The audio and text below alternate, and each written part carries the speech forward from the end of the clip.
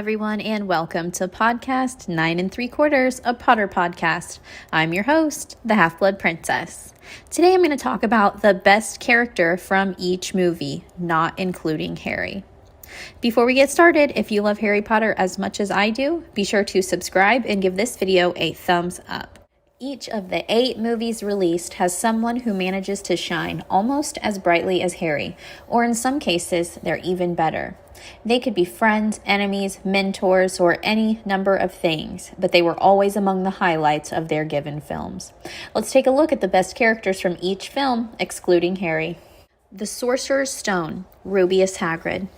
As Harry was introduced to the wizarding world in the first film, he needed a guide who could also lead the audience into the wonders of his situation.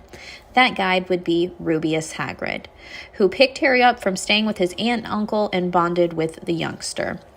Not only did Hagrid work as someone to assist the viewers, but he also proved to be likable and a great friend to Harry. Hagrid is key to the plot, with him retrieving the Sorcerer's Stone and accidentally giving away how to get past Fluffy. Throw in his subplot with the dragon he adopted, and Hagrid was a huge part of this film. The Chamber of Secrets, Gilderoy Lockhart. Not every character who steals the show is going to be someone who the audience is meant to root for. In the Chamber of Secrets, Hogwarts got one of its many Defense Against the Dark Arts professors in Gilderoy Lockhart, a famous wizard who everyone seemed to swoon over.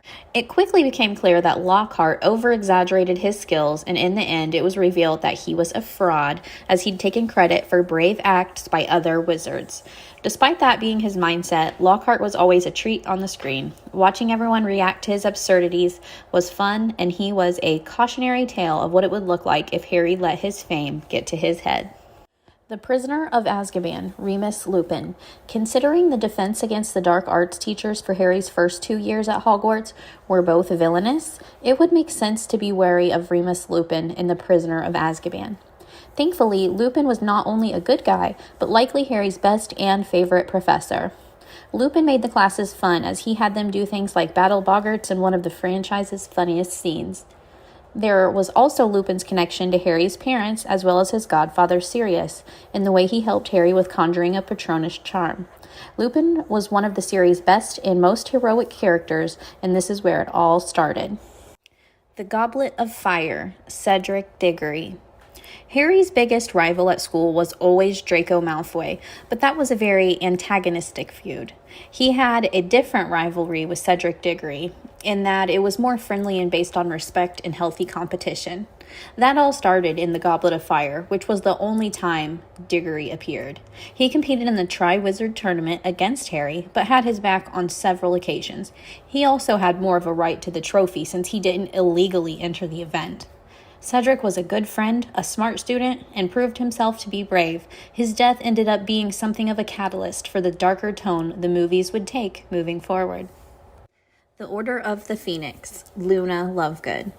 After witnessing Cedric's death and having nobody believe him about Voldemort returning, Harry was somber and something of a loner in the Order of the Phoenix. He found unexpected solace in Luna Lovegood, who also shared some of his trauma and could relate to him in ways that others couldn't. That made Luna one of the standouts in a film that felt like a true ensemble piece. Harry went to the final battle with several friends, and Luna got in some key moments ahead of the likes of even Ron and Hermione. Her scenes with Harry established them as legitimate friends, and Luna became a fan favorite. The Half-Blood Prince, Albus Dumbledore. Although Albus Dumbledore had always been around to give Harry sage advice, he was never more prominent than in The Half-Blood Prince. Dumbledore picked up Harry almost at the start of the movie and embarked on several adventures with him throughout the film. This gave audiences more of an insight into not only Dumbledore as a person, but also into his relationship with Harry. He put himself in mortal danger to get the Horcruxes, figured out how to defeat Voldemort, and made the ultimate sacrifice in the end. His death would have been sad regardless, but it hit even harder due to how good he was in this movie. The Deathly Hallows Part 1, Hermione Granger. Dobby certainly has a case for being the true hero of this installment. He helped Harry and his friends early on, then freed them from the Malfoys in the end, losing his life in the process. That being said, Hermione Granger just edges him out because she was there at every turn. Without her constant quick thinking or magical skills, Harry and Ron would have been lost in this film. Hermione had a heartbreaking opening scene where she obliviated her parents for their safety, and when things got tough and Ron left them, she remained to help Harry, making her feel even more loyal than someone who was considered the most loyal friend possible. The Deathly Hallows Part 2, Severus Snape. In many ways, Severus Snape could be argued as the greatest character in this series. He served as an antagonist for Harry, and killing Dumbledore officially cemented him as a top villain. That all changed in The Deathly Hallows Part 2 as Snape's true intentions were revealed. He wasn't on screen for long, but the scene where his past was shown is likely the film's best. Viewers saw that Snape always loved Harry's mom and was working on the good side from the start, with everything being planned. There were characters who had bigger roles, but none had the impact of Snape. There are many characters who fit the role of best character to me. Comment your thoughts and favorite characters down below. And as always, be sure to like and subscribe. Okay, love you. Bye.